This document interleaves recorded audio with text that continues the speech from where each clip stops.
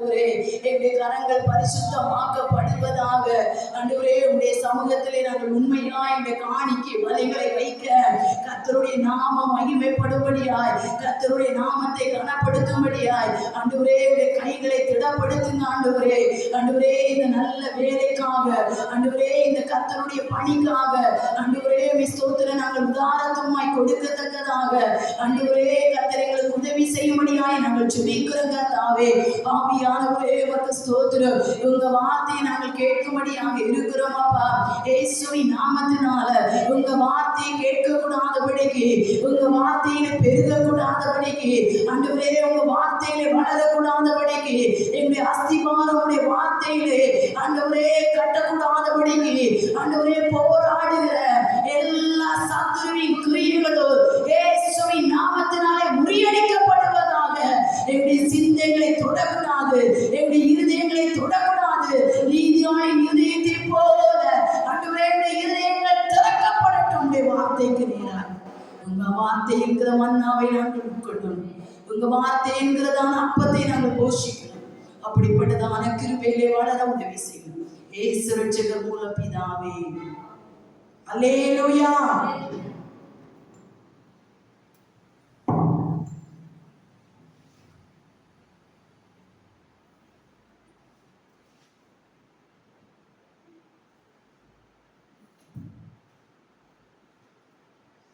அல்லேலூயா, அல்லேலூயா. கிறிஸ்துவுக்குள் பிரியமானவர்களே, மீண்டுமாய் ஆண்டவர் இயேசுவின் நாமத்தினாலே இந்த நாளிலே தேவ சமூகத்தில் வந்திருக்கிற உங்களை அவருக்கும் நன்றி நான் தெரிவித்துக் கொள்கிறேன். கர்த்தர் அவரை ஆசீர்வதித்து கர்த்தர் நடத்துவாராக. அல்லேலூயா.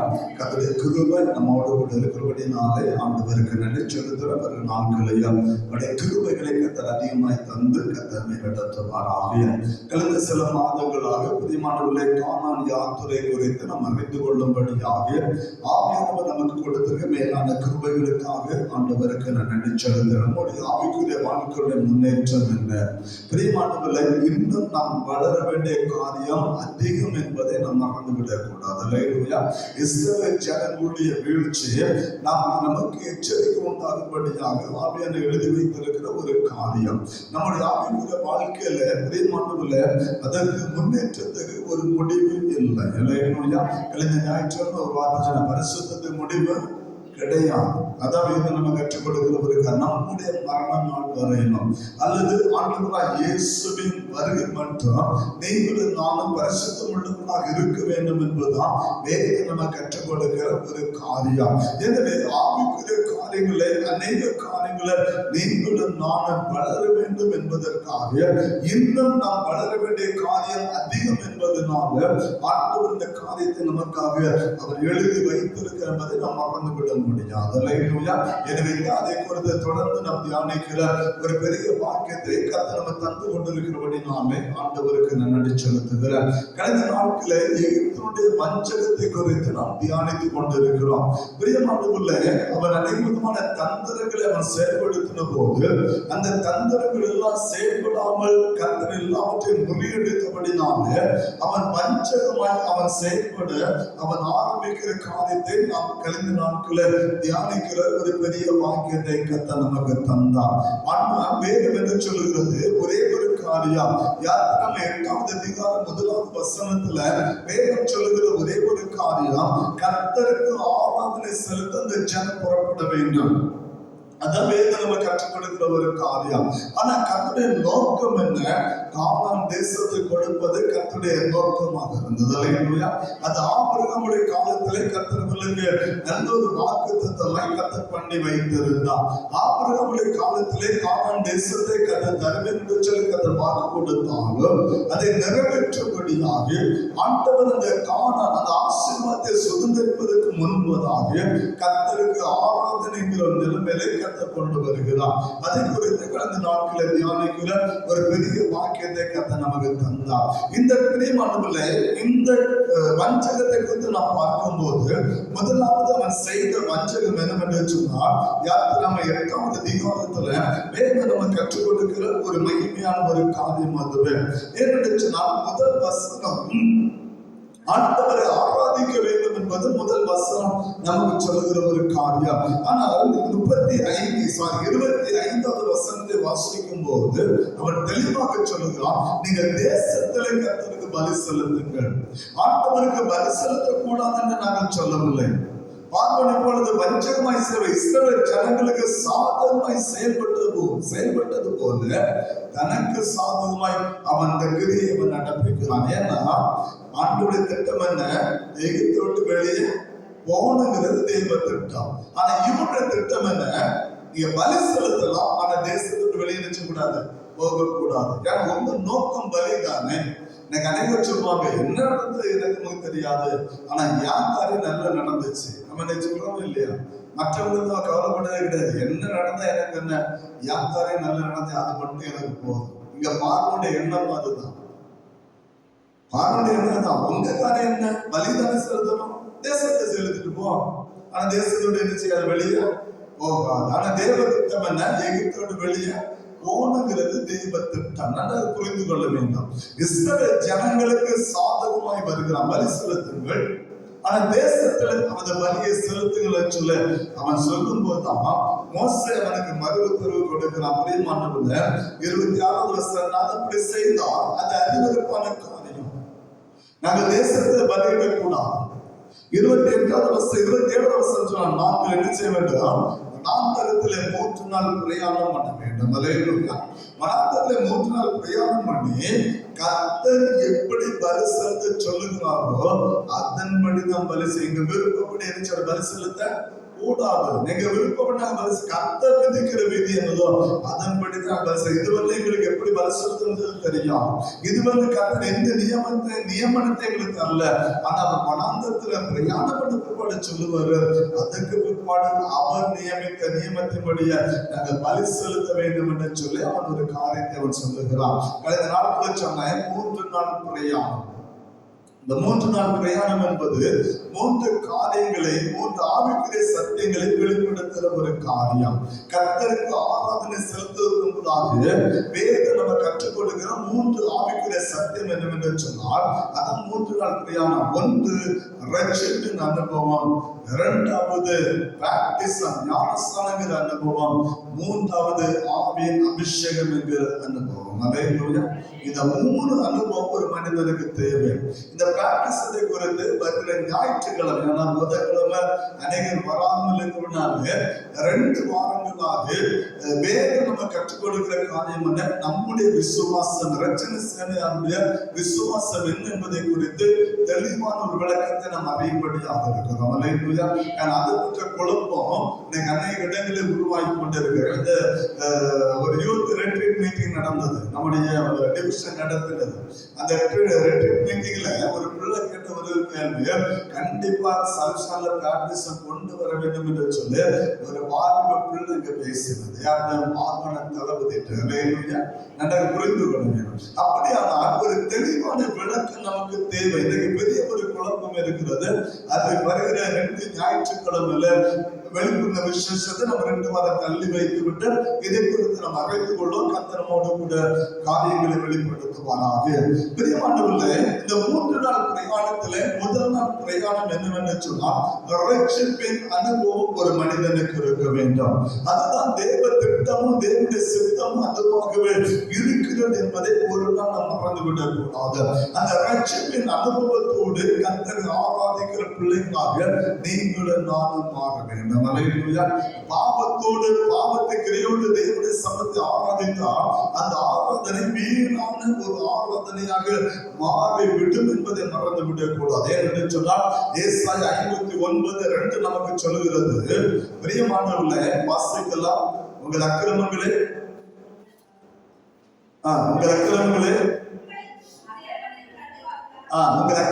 உங்களுக்கு தேவன் நடுவாங்க பிரிவினை உருவாக்குறது. உங்கள் பாவம் அவர் உங்களுக்கு செவி கொண்டாதபடிக்கு அவருடைய முகத்தை. அப்ப நம்முடைய பாவம் நல்ல கர்த்தர் மறைக்கல. வேதம் தெளிவா சொல்லுது, உங்கள் அக்கிரமங்கள் என்ன சொல்லுது? உங்கள் அக்கிரமங்கள் உங்களுக்கும். யாருடைய அக்கிரமம்? நம்முடைய அக்கிரமம் தேவனை நம்மை விட்டு பிரிக்கிறது. அல்லேலூயா. நல்ல புரிஞ்சாரு. கர்த்தர் நம்மளை விட்டு பிரியல, கர்த்தர் நம்மோடு கூட இருக்கிறார். உலகத்தின் முடிவந்த சகல நாட்கள் நம்மளுடனே கூட இருக்கிறேன்னு சொன்ன கர்த்தர் நம்மோடு கூட தான் இருக்கிறாரு. அவர் நம்மளை விட்டு பிரியல, அவர் நம்மோடு கூட இருக்க விரும்புகிறார். நான் கதவை தட்டுவேன், திறந்து நான் உள்ள வருவேன்னு சொன்னாரு. எல்லாமே சொல்ல கர்த்தர் பிரியமா நம்மோடு கூட தான் இருக்கிறாரு, நம்மை நடத்துகிறாரு. நம் மத்தியில் அவர் அசைபாடு கொண்டு இருக்கிற எல்லாத்தையும் அவர் நம்மோடு கூட செயல்படுகிறாரு. ஆனால் நம்முடைய அக்கிரமம் அவரை பிரித்து கொண்டே இருக்கிறது. நம்முடைய அக்கிரமம் தான் தேவனை பிரிக்கிறது, நம்மை விட்டு பிரிக்கிறது. தேவன் நம்மை விட்டு பிரியவில்லை, ஆனால் நாம் செய்த அக்கிரமங்கள், நாம் செய்த பாவங்கள் தேவனை, நம்மை விட்டு தேவனை பிரிக்கிறது மாத்திரமல்ல. அடுத்த சொல்ற பாருங்க, உங்கள் பாவங்களே அவர் உங்களுக்கு செவி கொள்ளாதபடி அவருடைய முகத்தை அவருடைய முகத்தை மறைப்பது என்னது? நம்முடைய பாவம். நம்ம நிறைய கேட்கலாம், நான் ஜெபம் பண்றேன் பதில் வரல, எப்படி வரும்? பாவத்தை நம்ம விடுதலை பதில் வரும். என் பாவம் கர்த்தருக்கு செவி கொடுக்க கூடாதபடிக்கு ஒரு முகத்தை நிச்சது மறைச்சு வச்சிருக்க. அப்ப பாவத்தோடு நான் ஜெபம் பண்ணா அந்த பாவத்தை ஜெபத்துக்கு பதில் என்ன செய்யாது? ஒரு நாளும் வராது. வேதம் நமக்கு தெளிவாக சொல்லுது, வசனம் நமக்கு தெளிவாக இருக்கிறது. நான் பாவத்தோடு அக்கிரமத்தோடு நான் ஜெபம் பண்ணா ஒரு நாளும் பதில் எனக்கு வராது. எனவே தான் வேதம் நம்ம கற்றுக் கொடுக்கிற ஒரு காரியம், நீங்களும் நானும் ரட்சிப்பின் அனுபவத்துக்குள்ளே நாம் கடந்து வர வேண்டும். அந்த அனுபவம் இல்லாம ஆவிக்குரிய வாழ்க்கையில ஒரு நாளும் ஒரு படி கூட நம்ம எடுத்து வைக்க முடியும். நன்றாக புரிந்து கொள்ளுங்க. சிலருடைய வாழ்க்கை நல்லா ஜெபம் பண்ணுவாங்க, ஆனா பாவத்தோடு வெளியே செய்ய மாட்டாங்க, வந்திருக்க அக்கிரமும் அநியாயமும் செய்துட்டு தெய்வ சம்பந்தப்பட்டா பெரிய பரிசுத்தமான ஜெபம் பண்ணுவாங்க. அந்த ஜெபம் ஒரு நாள் பல்லதுக்கு என்ன செய்யாது, அது போகாது. ஏன்னா பைபிள் நமக்கு தெளிவாக சொல்லுது, நம்முடைய பாவம் தேவனுடைய முகத்தை மறைக்கிறது. நம்முடைய பாவம் கர்த்தர் 7 சபை நடுவில் உலாவது கர்த்தர் தான். சபை நடுவில் உலாவிக் கொண்டிருக்க எதற்காக? நம்மை ஆசீர்வதிக்கும்படியாக, நாம் வைக்கிற விண்ணப்பத்துக்கு நமக்கு பதில் தரும்படியாக கர்த்தர் நம் நடுவில் உலாவிக் கொண்டிருக்கிறார். ஆனால் ஆலயத்தில் நமக்கு பதில் வரல. ஏன்?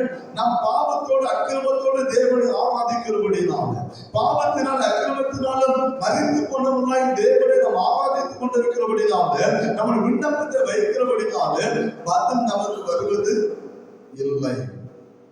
59:2 நமக்கு தெளிவாச்சு. ஆனா தேவ சித்தம் என்ன? 1 தீமோத்தேயு 2வது அதிகாரம் 4வது வசனத்தை வாசிக்கலாம். 1 தீமோத்தேயு 2வது அதிகாரம் 4வது வசனம். எல்லா மனுஷரும் ரட்சிக்கப்படவும் சத்தியத்தை அறிகிற அறிவில் வளரவும் அவர் சித்தம் உள்ளவர்களாக இருக்கிறார். தேவ சித்தம் என்ன? எல்லாரும் ரட்சிக்கப்படும். ஒரு மனிதன் கூட ரட்சிக்கப்படாமல் இருக்கக்கூடாது. ஆட்டுக்குட்டியான ரத்தத்தினால மீட்கப்பட்ட ஜனமாக இருக்க வேண்டும். அதான் சபையை குறித்து சொல்லும்போது சொன்னார், அப்போ 2:47 ரட்சிக்கப்படுகிற கூட்டம் தான் சபையில் இணைய முடியும். எல்லாரும் சபைக்குள்ள போக முடியாது, எல்லாரும் சபைக்குள்ள போக முடியாது. ரட்சிக்கப்படுகிற கூட்டம் மட்டும்தான் இயேசு சபையில சேர்த்து கொண்டு வந்தார். அப்போ 2:47 நமக்கு தெளிவாக சொல்லுகிறது. அப்போ தேவ சித்தம் என்ன? எல்லாம் ரட்சிக்கப்படணும், எல்லாரும் சத்தியத்தை அறிகிற அறிவிலே வளர வேண்டும். அப்போ ஒரு மனிதனுக்கு தேவை என்னது? ரட்சிப்பின் அனுபவம், பாவத்திலிருந்து விடுதலை, அக்கிரமத்திலிருந்து விடுதலை. நம்ம முற்றிலுமா நம்ம சுத்திகரிக்கப்பட்ட பிள்ளைகளாக மாறணும். அதுதான் தேவ சித்தம். அதற்காகவே அவர் ஜீவனை கொடுத்தார். ஆண்டவருடைய சிலுவை ரத்தத்தினுடைய மேன்மை அதுதான். அதற்காகவே அவர் ஜீவனை கொடுத்தார் என்பதை நீங்கள் நான் மறந்து விடக்கூடாது. அவருடைய ஜீவனாலே நீங்களும் நானும் ஜீவன் பெற்றிருக்கிறோம். அப்ப பாவ அறிக்கை ஒரு மனிதனுக்கு முக்கியமான ஒரு காரியம் என்பதை மறந்து விடக்கூடாது. அதுதான் 3 நாள் பிரயாணம். எகிப்தை விட்டு வெளியே வர வேண்டும், உலகத்தை விட்டு வெளியே வர வேண்டும், ரட்சத்தின் அனுபவத்துள்ள அதுதான் முதல் நாள் பிரயாணம். அந்த அனுபவம் நம்முடைய வாழ்க்கையில் இருக்க வேண்டும் என்று சொல்லி வேதம் சொல்லுகிறது. ஏன் தெரியுமா? சங்கீதமான தாவீது தெளிவாக எழுதியிருக்கிறான். பிரியமானவர்களே, சங்கீதம் 51:5 நம்ம சொல்லும் போது, நான் துர்க்குணத்திலே உருவானேன், என் தாய் என்னை பாவத்திலே கர்ப்பம் தரித்தாள். அப்ப நான் பிறக்கும் போது நான் பாவியாக என்ன செய்கிறேன்? பிறக்கிறேன். நான் துர்க்குணத்தில் உருவானவன். ஒரு பெரிய பரிசுத்தவன் எழுந்திருக்கிறான். கர்த்தர் ஆராதிக்கிற ஒரு மனிதன் எழுந்திருக்கிறான். சமஸ்த இஸ்ரவேல் ராஜாவாகிய தாவீது எழுதுகிறார், நான் துர்க்குணத்திலே உருவானேன்.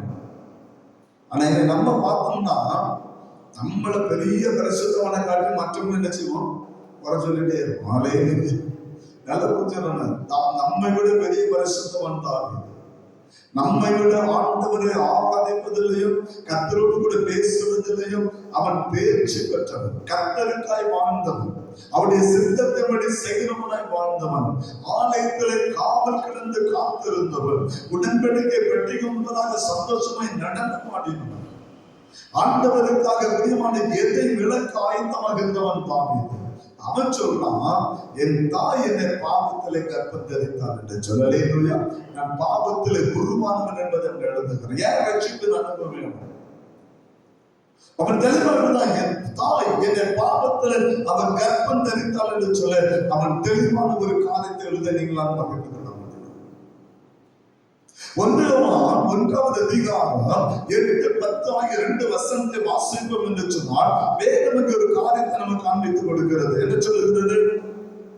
1 அதிகாரம் 8வது வசனம் சொல்லுகிறது, நமக்கு பாவம் இல்லை என்போமானால் நம்மை நாமே வஞ்சிக்கிறவர்களாக இருப்போம். எனக்குள்ள பாவமே கிடையாது, நாம் இவ்வளவு பரிசுத்தம் சொன்னோம்னா சத்தியம் நமக்குள்ள இல்ல, நம்மளை நாமே வஞ்சிக்கிறவர்களாக இருக்கோம். பாவம் செய்யாத மனிதன் இந்த உலகத்தில் யாருமே இல்லை. எண்ணங்களினாலே, சிந்தனைகளினாலே, பார்வையினாலே, வார்த்தைகளினாலே, இருதயத்தின் தியானங்களினாலே ஏதோ ஒரு விதத்துல இன்றைக்கு மனிதன் பாவத்தில் இன்னைக்கு வாழ்ந்து கொண்டே இருக்கிறான்.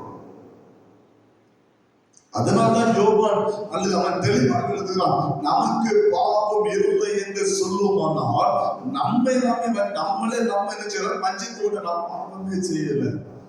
சத்திய வேத வசனம் உனக்குள்ள இல்ல. 10வது வசனம் சொல்லுது, நாம் பாவம் செய்யவில்லை என்போமானால் நாம் யாரை பொய்யராக்கிறோம்? ஆண்டவராய் இயேசுவை பொய்யராக்கிறவராய் இருப்போம். நமக்குள் பாவம் இல்லைன்னு யாருமே சொல்ல முடியாது. ஆனா என்ன செய்யணும், மற்றவர்களை நம்ம குற்றவாளிகளை இருக்கிறோம். நம்ம ஏதோ பெரிய பரிசுத்தவான்கள் போல மற்றவர்களை குற்றவாளிகளை நாம் தீர்த்து கொண்டிருக்கிறோம். அப்போஸ்தலன் பவுல் ரோம திருச்சபைக்கு எழுதும்போது அவன் தெளிவாக எழுதுகிறார். ரோமர் 3வது அதிகாரத்தில் வரும்போது அவன் தெளிவான சில காரியங்களை 3வது அதிகாரம் 10 முதல் 18 வரை உள்ள வசனத்தை வாசிக்கும் போது அவன் அநேக விதமான காரியங்கள், 7 விதமான காரியங்களை அவன் வெளிப்படுத்துகிறான். பிரியமானவர்கள், அவன் சொல்லுகிற ஒரு மகிமையான ஒரு காரியம் என்ன தெரியுமா? நீதிமான் ஒருவனும் இல்லை என்று எழுதுகிறான். இந்த உலகத்திலே நீதிமான் ஒருவனும் இல்லை, தேவனை தேடுகிற மனிதன் இல்லை, எல்லாரும் வழி தப்பி ஏகமாய் கெட்டு போனார்கள், நன்மை செய்கிறவன் இல்லை ஒருவனாகிறவன். நன்மை செய்கிறவன் ஒருவன் இந்த உலகத்தில் இல்லை. அதான் நீங்க சொல்ல, நம்ம நன்மை யாருக்கு செய்வோம்? நமக்கு யாரு திருப்பி செய்யறாங்களோ அவங்களுக்கு மட்டும்தான் நன்மை செய்வோம்.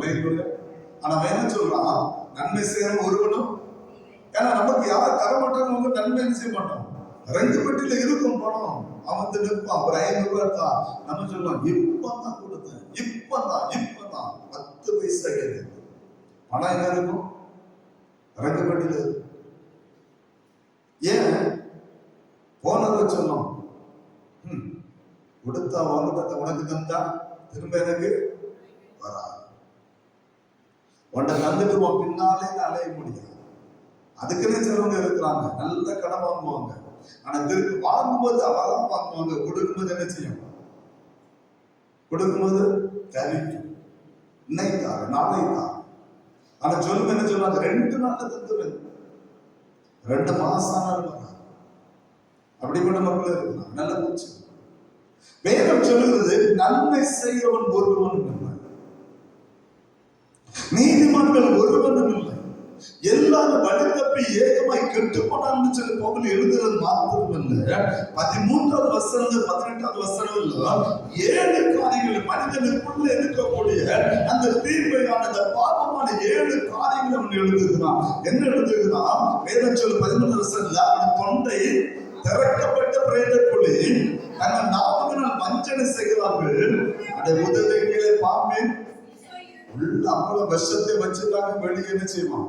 நல்ல போல நினைப்பான். உள்ள இருக்கிறவன் வந்து விஷம், பாம்பின் அவனை நாவில வெளியே. அதான் என்ன சொல்லுவாங்க? மஞ்சு புகழ்ச்சி அணின்னு சொல்லுவாங்க. நம்ம இலக்கணத்துல படிப்போம். மஞ்சு புகழ்ச்சி என்னன்னா, ஒருவனை புகழ்வது போல புகழ்வதும் ஒருவனை இகழ்வது போல இகழ்வதும் மஞ்சு புகழ்ச்சி அணி. அதாவது நமக்கு முன்ன நம்மளை புகழ்ந்து பேசுவாங்க, அந்த இடத்த விட்டு போயிட்டோம்னா அதுக்கு பார்த்தா உள்ள இருக்க விஷம் என்ன செய்யும்? வெளியே வரும். அதான் மஞ்சு புகழ்ச்சி அணி. முன்ன நம்மளை துதிப்பாடக்கூடிய பின்னால் பார்த்தா முதல்ல குத்திய ஆடி ஆணி அடிச்சு இறக்கி கொண்டு போயிட்டே இருக்கும். மனிதனுடைய குணத்தில் எழுதுறது. அதனால சொன்ன எல்லாரும் மனிதனுடைய அழகா பரிசுத்தம், உள்ள மஞ்சகம், பாம்பின் விஷம். மனிதனுடைய வெளிநாவு மனிதனை புகழ்ந்து பேசுகிறது, உள்நாவில பாம்பின் விஷம். அவனுடைய வாய் திறக்கப்பட்ட பிரேத, வாயை திறந்தாலே உள்ளது நாற்றம். பிரேதத்துக்குள்ள என்ன இருக்கும்? பிரேத குழிகள் என்ன செய்யலாம்?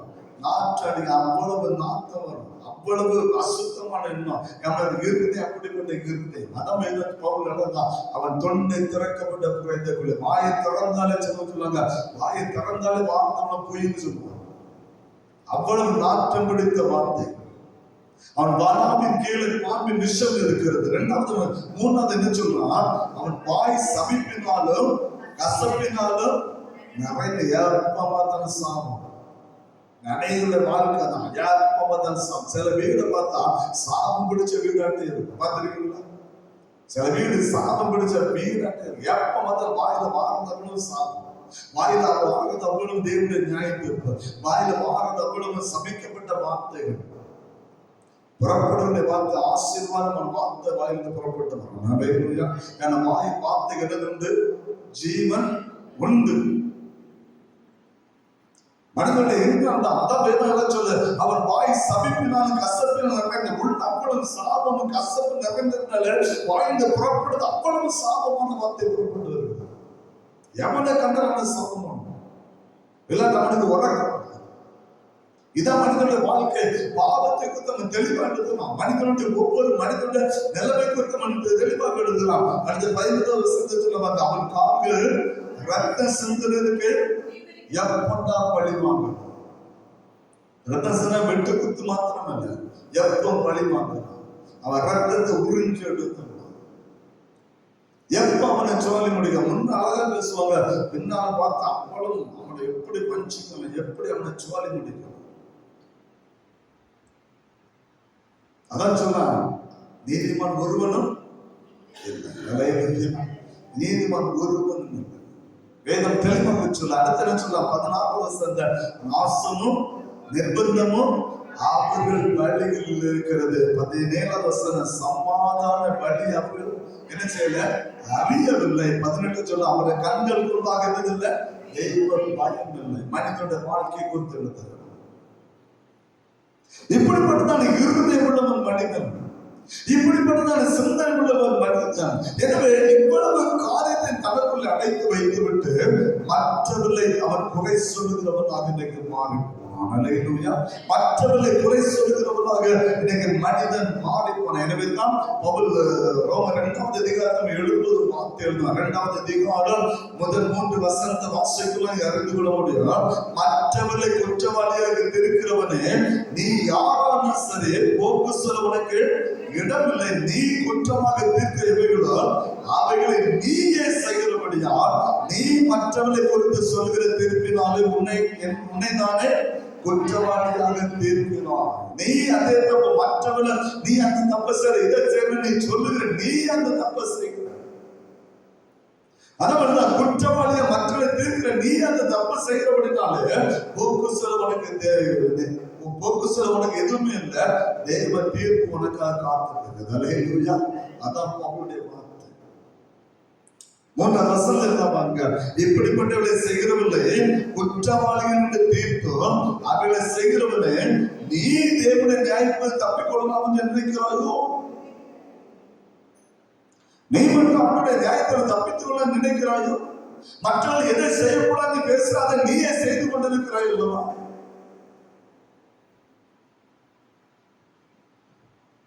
அவனவன் கிரியைகளுக்கு தக்க பலனை கற்றுக்கொண்டு அல்லேலூயா. அன்னைக்கு தெரியும் யார் நீதிமான் யார் பரிசுத்தவான்னு சொல்லி அன்னைக்கு கர்த்தர் வெளிப்படுத்துவார். அல்லேலூயா. அதனாலதான் பவுல் எழுதுறான், மற்றவர்களை குற்றவாளியாக தீர்க்காத, மற்றவர்களை குற்றவாளியாக தீர்க்காத, மற்றவர்களை குற்றம் சுமத்தாத. அதே குற்றத்தை நீ செய்கிற, அதே பாவத்தை நீ செய்கிற, அதே அக்கிரமத்தை நீ செய்கிற. எனவே தான் பவுல் அந்தபடி நீதிமான்கள் ஒருவனும் எல்லாரும் பாவம் செய்யலாம். ஆனா தேவ திட்டம் என்ன? எல்லாரும் ரட்சிக்கப்பட வேண்டும். அல்லேலூயா. எல்லாம் சத்தியத்தை அறிகிற அறிவு வேணும். இதான் தேவ திட்டம். எனவே பாவத்துல நாம் விழுந்து கிடக்கிறோம், அக்கிரமத்துக்குள்ளே நாம் விழுந்து கிடக்கிறோம். இந்த பாவம் அக்கிரமத்திலிருந்து நாம் விடுதலையாக்கப்பட வேண்டும். அதுதான் ரட்சிப்பின் அனுபவம். அந்த பாவத்திலிருந்து அந்த அக்கிரமத்திலிருந்து வெளியே வர வேண்டும். அப்படிப்பட்ட துர்க்கிரையிலிருந்து நீங்க வெளியே வர வேண்டும். இது கர்த்தர் விரும்புகிற காரியம். கர்த்தரை செயல்படுத்தும்படியான திட்டங்களை கர்த்தர் கொண்டு வருகிறார். எனவே தான் பிரியமானவர்களே, 3 நாள் பிரயாணத்துல கர்த்தருக்கு ஆராதனை செலுத்தினா சுத்த இதயத்தோட பண்ணணும். அல்லேலூயா. இவ்வளவு வஞ்சகம், இவ்வளவு காரியத்தை வச்சது கர்த்தரை ஆராதிக்கிற, கர்த்தரை மகிமைப்படுத்தணும். ஜெபம் பல்லவத்தை செய்யாது, ஒரு நாளும் போகாது.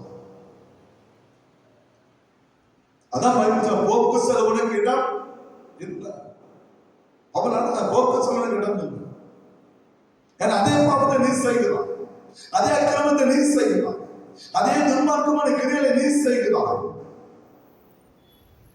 என்ன சொன்னால் ஒருவனும் இல்லை. ஆனா ஆண்டவருடைய திட்டம் எல்லாம் ரட்சிக்கப்பட வேண்டும். அல்லேலூயா. எல்லாரும் பாவத்திலிருந்து வெளியே வர வேண்டும், எல்லாரும் அக்கிரமத்திலிருந்து வெளியே வர வேண்டும். ரட்சிப்பின் அனுபவத்தோடு அந்த சுத்த இதயத்தோடு நீங்களான கர்த்தரை ஆராதிக்க வேண்டும் என்பது தேவ திட்டம். அந்த ஓய்வு நாள்ல பிரியமானவர்களே, இந்த ரட்சிப்புக்கு 3 காரியங்கள் நான் உங்களுக்கு சொன்னேன். ஒன்று ரட்சிப்பு, என்னோட அனுதின ரட்சிப்பு, என்னோட பூர்ண ரட்சிப்பு. அல்லேலூயா. அதை பற்றி சற்று விளக்கமாக ஒரு 10 நிமிடத்துக்குள்ள சில காரியங்களுக்கு நான் காண்பித்துக் கொடுக்க விரும்புகிறேன். முதலாவது ரட்சிப்பு.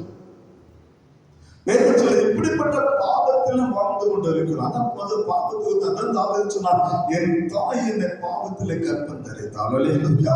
நான் துர்க்குணத்திலே உருவானவன், என் தாய் என்னை பாவத்திலே கற்பம் தரித்தாள். பாவத்திலே பிறந்தவன் நான், அக்கிரமத்திலே பிறந்தவன் நான். தாவீது தெளிவாக அவன் வெளிப்படுத்துகிற தேவ சமூகத்தை அறிக்கை பண்ணது. அப்படியான முற்றிலும் பாவத்தில் பிறந்த நமக்கு ஒரு ரட்சிப்பு நமக்கு தேவைப்படுகிறது. அல்லேலூயா. ஒரு விடுதலை நமக்கு தேவைப்படுகிறது. அந்த பாவத்திலிருந்து வெளியே வர வேண்டும். கர்த்தரை ஆராதிக்கிற நீங்களும் நானும், கர்த்தரை மகிமைப்படுத்த நீங்களும் நானும், அவை எல்லாவற்றும் நாம் வெளியே வர வேண்டும். ஏன்னா உலகத்தினுடைய வேலையை கர்த்தர் ஆராதிக்கிற வேலை. அல்லேலூயா. அந்த ஆராதனை கூட ஊரில் ஆலயத்தை ஆராதிப்பதில்லை, தேவ ராஜ்யத்திலே கர்த்தர் ஆராதிக்கணும்னு சொன்னா அந்த ரட்சிப்பின் அனுபவம் நமக்கு வேணும். அல்லேலூயா. அந்த ரட்சிப்பின் அனுபவம் நமக்கு வேணும். அந்த ரட்சிப்பு எப்படி உண்டாகிறது? அந்த ரட்சிப்பு எப்படி உண்டாகிறது? முதலாவது பிரியமானவர்களே, ரட்சிப்பு எப்படி உண்டாகிறது? 1 யோவான் 1ஆம் அதிகாரம் 9வது வசனத்தை வாசிக்கிறோம். 1 யோவான் 1ஆம் அதிகாரம் 9வது வசனம். நம்முடைய பாவங்களை நாம் அறிக்கையிட்டால் பாவங்களை நமக்கு மன்னித்து எல்லா அநியாயத்தை நீக்கி நம்மை சுத்திகரிப்பதற்கு அவர் உண்மையும் நீதியும் உள்ளவராக இருக்கிறார். அல்லேலூயா. வேதம் சொல்கிறது, நாம் இப்படிப்பட்ட பாவத்தை நம்ம பிறந்திருக்கிறோம், இப்படிப்பட்ட அக்கிரமம் நம்ம செய்துட்டு இருக்கிறோம், இப்படிப்பட்ட அநியாயமான காரியம் நம்ம செய்துட்டு இருக்கிறோம். நீதிமான்களை நம்மள வாழ முடியல, எல்லாரும் வழி தப்பி ஏகமாய் கெட்டு போனோம். ஆனா வெளியே வரணும்னு சொன்னா முதலாவது யோவான் சொல்றான், நம்முடைய பாவங்களை நாம் அறிக்கையிட்டோம். நாம் செய்கிற பாவங்கள், நாம் செய்கிற அக்கிரமங்கள் யாவற்றையும் தேவ சமூகத்தில் நாம் அறிக்கை பண்ணுவோம் என்று சொன்னால் நம்முடைய வேதத்துல பாவங்களை நமக்கு மன்னித்து எல்லா அநியாயத்தை நம்ம விட்டு நீக்கி பண்ணுவார். அல்லேலூயா. நாம் செய்த அநியாயங்கள், நாம் செய்த அக்கிரமங்கள், நாம் செய்த துரோகங்கள், நாம் செய்த சகல காரியங்கள், பாவத்தை மன்னிக்கிறது மாத்திரமல்ல, நமக்குள்ள இருக்கிற அனைத்து அக்கிரமத்தை கர்த்தர் அகற்றுவார். அனைத்து அநியாயமான காரியங்களை கர்த்தர் விட்டு நீக்கி நம்மை சுத்திகரிப்பதற்கு அவர் உண்மையும் அவர் நீதியும் உள்ளவனாக இருக்கிறார். அல்லேலூயா. அநேகர் சொல்லுவாங்க, எனக்கு புறமா செய்த பாவத்தை அவனை மன்னிச்சிருவாரா? வேதம் சொல்லு, சகல அநியாயத்தை மன்னிக்க அவர் வல்லமையுள்ள தேவன். அல்லேலூயா. அல்லேலூயா. நாம் அநியாயக்காரர், நாம் அக்கிரமக்காரர்கள், நாம் அஞ்சிக்கிறவர்கள், நாம் எல்லாரும் பரிசுத்தவான்கள் அல்ல. ஏதோ ஒரு விதத்தில் நம்ம பாவம் செய்திருக்கோம், மற்றொரு உறவை நம்ம பாவம் செய்திருக்கிறோம் இல்லைன்னு நம்மளால சொல்ல முடியும். ஆனா வேதம் சொல்கிறது, பாவத்தை நாம் அறிக்கையிட்டால், நாம் செய்த பாவத்தை ஆண்டவராய் இயேசுவின் சமூகத்தில் அறிக்கையிட்டால் நம்முடைய பாவங்களை நீக்கி, வேதம் சொல்லுது, நம்முடைய எல்லா அநியாயத்தையும் நீக்கி நம்மை சுத்திகரிப்பதற்கு அவர் உண்மையும் அவர் நீதியும் உள்ளவராக இருக்கிறார். அதான் வேதம் முதல்ல பாவ அறிக்கை, அதுதான் ரட்சிப்பின் அனுபவம். நம்முடைய பாவத்தை அறிக்கை பண்ணணும், அதான் ரட்சிப்பின் அனுபவம். பாவத்தை அறிக்கை பண்ண அவருடைய ரத்தம் நம்மை கழுவி சுத்திகரிக்கும். 7வது வசனம் சொல்லுது, வேதாள 7வது வசனம், அவருடைய குமாரன் இயேசுவின் ரத்தம் சகல பாவங்களை நீக்கி நம்மை சுத்திகரி. பாவத்தை அறிக்கை பண்ண அவருடைய ரத்தம் நம்மை சுத்திகரிக்கும். அவன் நம்ம இந்த ரத்தம் நம்மை பரிசுத்தமாக்குறது வல்லமையுள்ளதாக இருக்கு. ஏன்னா வேதம் என்ன சொல்லுகிறது, 1 யோவான் 2வது அதிகாரம் முதல் 2 வசனத்தை வாசிக்கலாம். 1 யோவான் 2வது அதிகாரம் முதல் 2 வசனங்கள். என் பிள்ளைகளே, நீங்கள் பாவம் செய்யாதபடிக்கு, அவன் எழுதுறான், நீங்க பாவம் செய்யக்கூடாது, அதுக்காக எழுதுறேன். ஒருவன் பாவம் செய்வானால் நீதிபதியாகிற இயேசு கிறிஸ்து நமக்காக பிதாவிடத்தில் என்ன செய்கிறான், பரிந்து. பாவம் செய்யக்கூடாது, அவன் தெளிவா எழுதுறான், பாவம் செய்யக்கூடாது. அதை மீறி ஒருவேளை பாவம் செய்து விட்டோமானால் என் ஆண்டவராகிய இயேசு பிதாவுடைய சம்பந்தமாக பரிந்து பேசுகிறான். அல்லேலூயா.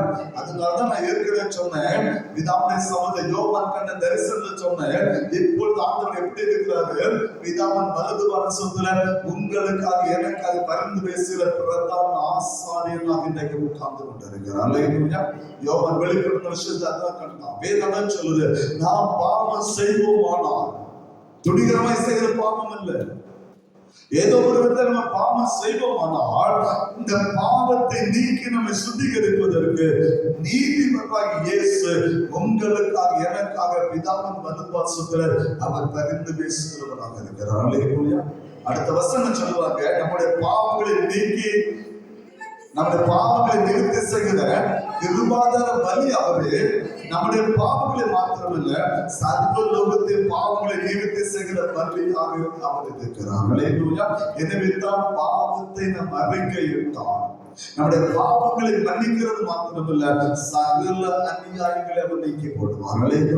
நம்முடைய வாழ்க்கையில எல்லா துரோகங்களை கத்தர் மாற்றி போடுவார். நம்முடைய வாழ்க்கையில சகல அக்கிரமங்களை கத்தர் மாற்றி போடுவார். அதற்கு அவர் இன்னைக்கு உண்மையும் அவர் நீதியும் உள்ளவராக இருக்கிறார். அப்போ ரட்சித்து நம்ம சொன்னோம், முதல்ல என்ன, பாவத்தை அறிக்கை பண்ணுகிற பிள்ளைகளாக இருக்கிறார். 2வது வேதம் சொல்கிறது, ரோமர் 10வது அதிகாரம், ரோமர் 10வது அதிகாரம் 9-10 வசனங்களை வாசிக்கலாம். என்னவென்றால்,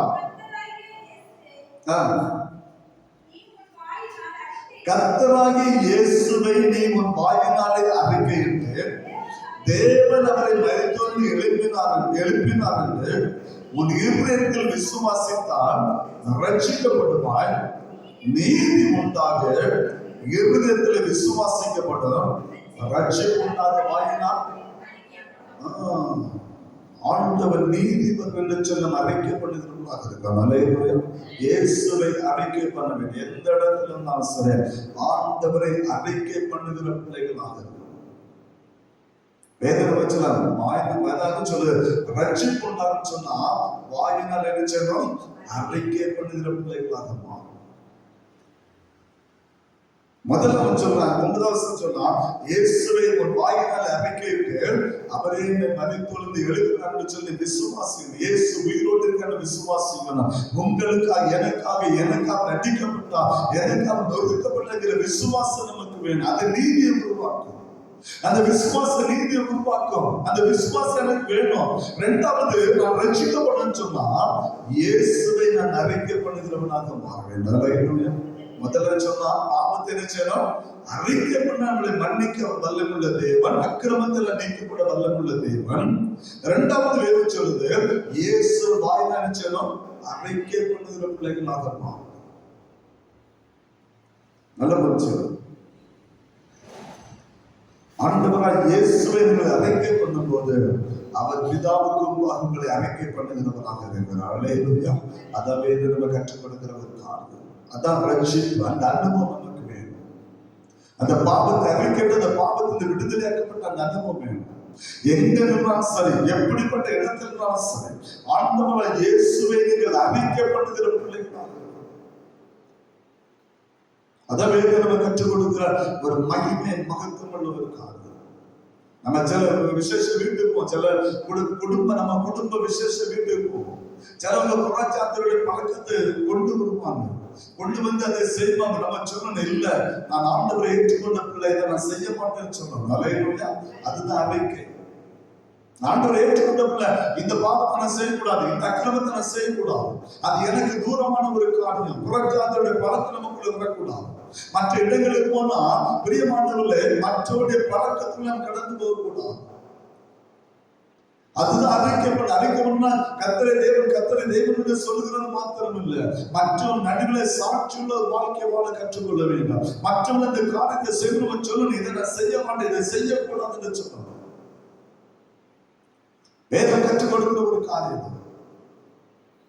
எங்க வீட்டுல எங்க பழைய வீடு பொழிச்சு புதிய வீடை கட்டணும். அப்போ நிலக்கால் நட்டும் போது என்ன கூப்பிட்டுருந்தாங்க, எங்க அம்மா கூப்பிட்டுருந்தாங்க, முக்காணி வரணும், நிலக்கால் போட போறோம்னு சொல்லிட்டு. அப்ப நிலக்கால் போட நான் போயிருந்தேன். அப்ப குறைக்க சொல்லிட்டேன், நான் எப்போ சொல்லணும் அப்ப நீங்க வந்து காவல் இருக்க வேண்டிய அவசியம் இல்லை. நான் இங்க என்ன செய்யறேன் அதுதான் அங்க என்ன சொன்னேன். காவல் இருக்க கூடாது, நான் போன் பண்ணி கூப்பிட்டு வந்த உடனே ஆரம்பிக்கணும், அதுக்கு எந்த காரணம் இருக்கக்கூடாது. அப்ப நான் வீட்டுக்கு போனேன். வீட்டுல போனோடனே அதுக்கு நான் போறதுனால நிலக்கெல்லாம் வச்சு பிரியமானவங்க கொத்தனாரெல்லாம் வந்துட்டாங்க. வந்தோடனே பாத்தீங்கன்னா நிலக்கல்ல 3 பட்டை, எது சந்தனத்தை 3 பட்டை அங்கங்க தீட்டி வச்சு போனோடனே கேட்டேன், இது என்னன்னு கேட்டேன். இது என்னன்னு கேட்டேன். முதல்ல எல்லாத்தையும் கேட்டு ஒண்ணு இருக்கக்கூடாது. அல்லேலூயா. ஒண்ணு நினைச்சு விடாது, சந்தனமா குங்குமம் எது இருக்கக்கூடாது, எல்லாத்தையும் மொத்தத்தை நிலை கழுவுன்னு சொன்ன, சுத்தமா கழுவணும், ஒரு மாடல் இருக்கக்கூடாதுன்னு சொன்ன. ஏன்னா பாரதி என்னுடைய ஊழியக்காரன். அல்லேலூயா. அவன் ஜெபம் போறாரு, சந்தனத்தை நம்பி நாங்க இல்ல, எங்க ஆண்டவரை நம்பி நிலை கலப்படும். அல்லேலூயா.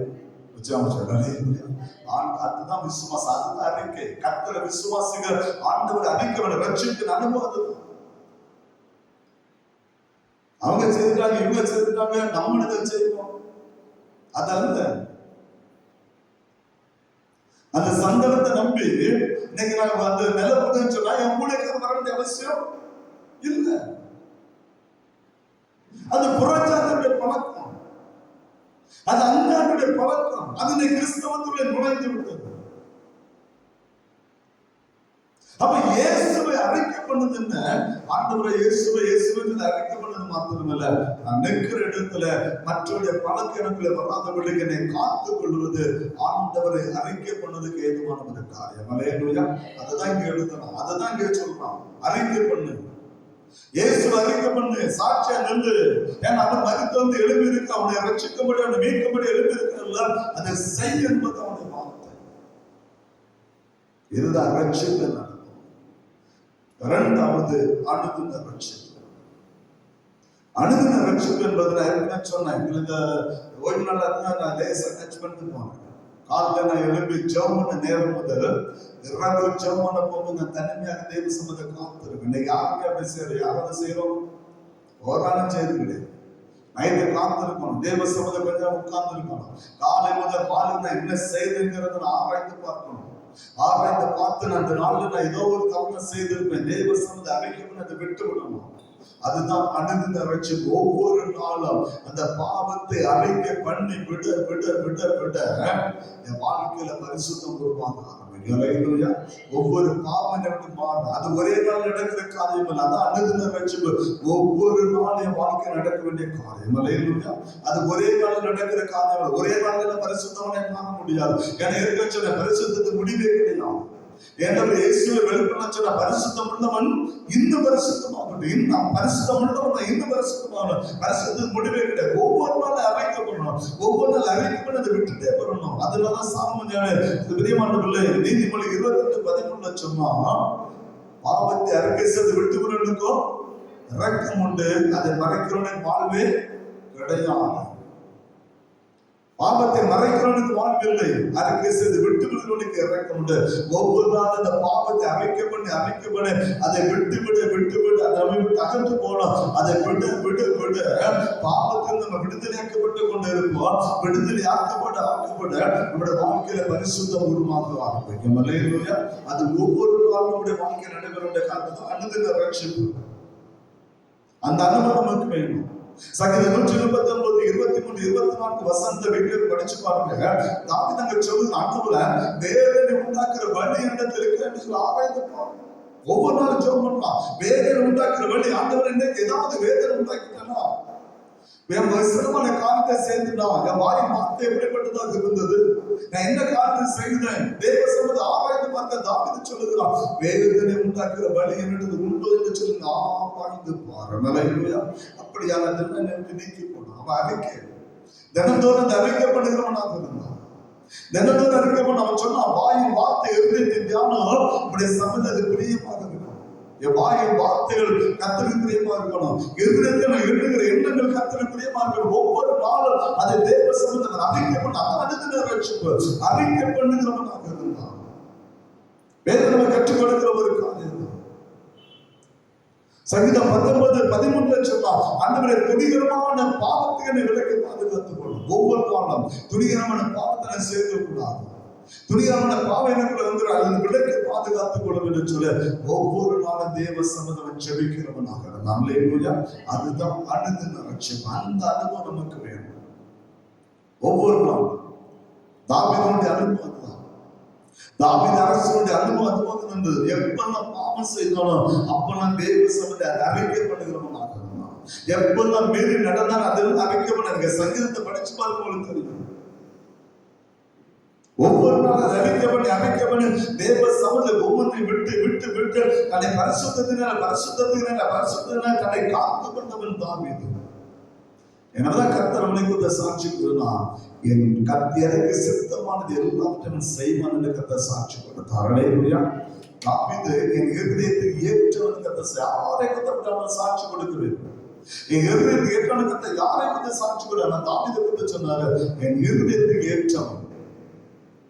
யோசித்து பாருங்க, கர்த்தர் சொல்ல என் இருதயத்துக்கு பிரியமான, என் இருதயத்துக்கு ஏற்றவன், எனக்கு எது சித்தமானதோ அதெல்லாம் செய்வோம் என்று சொன்னேன். தெரியுமா, ஒவ்வொரு நாளும் தேவ சமூகம் காத்து. அதனால சொன்னான், ஆண்டுடைய ஆலயத்துடைய வாசப்படி தங்கி இருக்கிறனால அங்க வந்து ஆராய்ச்சி பார்த்தான். ஆலயத்தை வாசப்பட வந்தான்.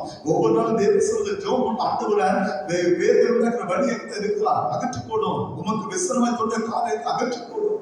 எதுவுமே எனக்கு இருக்கக்கூடாது. ஒவ்வொரு நாளும் தேவாலயத்தை வந்து பாவ அறிக்கை செய்கிற அந்த குணம் இருந்தது. விழுந்தால் முடக்கமான தேவ சமூகத்தை ஆராய்ந்து பார்க்கிற அந்த அனுபவம் நமக்குள்ள இருந்தது. அந்த அனுபவம் நமக்கு வேணும். அல்லேலூயா. அதுதான் அனுதின ரட்சிப்பு. அந்த ஆராய்ந்து பார்த்து நம்ம அறிக்கை பண்ண கர்த்தர் நம்மை விடுதலையாக்கி கொண்டே இருப்பார். அல்லேலூயா. அந்த பாவத்தை நம்ம வெளியே வந்து கொண்டே இருப்போம். அதுதான் பரிசுத்தமான ஒரு வாழ்க்கை. மூன்றாவது பூர்ண ரட்சிப்பு. அந்த ரட்சிப்பு எங்க உருவாங்க சொன்னா, ஆண்டவருடைய மகிமையான வருகை நாளிலே தான் அந்த ரட்சிப்பு முடிவடையும். அல்லேலூயா.